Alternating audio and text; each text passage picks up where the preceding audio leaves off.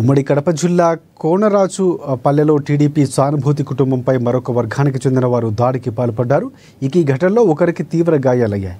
ఒక ఉత్తరం నరసయ్య అనే వ్యక్తి పేరుతో రావడంతో కొందరు మహిళలు పురుషులతో కలిసి దాడి చేసినట్లు బాధితులు తెలిపారు.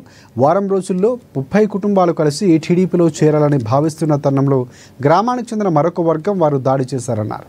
తాము గ్రామానికి వెళితే చంపుతారని, రక్షణ కల్పించాలని బాధితులు అధికారులను కోరుతున్నారు. మా ఊర్లో ఎవరో లెటర్ రాసిల్లంట. ఆ లెటర్కు నాకు సంబంధం లేదు, కానీ నేను రాసినట్టుగా ఇంట్లోకి వచ్చి మా ఇంట్లో ఊళ్ళని చూసి అంతా 10 మంది 5 మంది ఆడవాళ్ళు 3-4 మొగలు కలిసి లెస్స కొట్టిరు సార్. నేనేమైనానంటే లెస్స కొట్టినారు సార్ కట్టెలతో. నేనేమంటే లెటర్ వచ్చింది కదా, పోలీసు నెంబర్ తీసుకుందాం, పండిద్దాం, ఎత్తుకోమదాం. నా తప్పైతే నానే ఉడిసింది, తప్పలే అడిగి అడుగుదాం. అదే పోలీసు వాళ్ళు ఏం చేసేది, మేము చేస్తాం కదా, మేము యాదవులం సార్, వాళ్ళందరూ రెడీ సార్.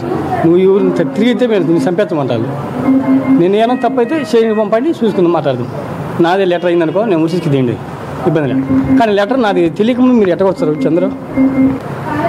ఈ కాళ్ళు చేయిలు ఈ చెయ్యి అసలు పనే చేయడం లేదు సార్. ఒక 7 మంది ఆడవాళ్ళు, 3-4 మగళ్ళు సార్.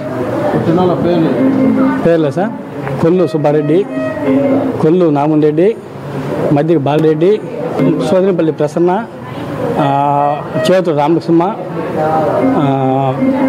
కొల్లు ఈరమ్మ, మధ్యగా బాలరెడ్డి, మధ్యగా నాసుబ్బమ్మ. లెటర్ అయితే ఈ లెటర్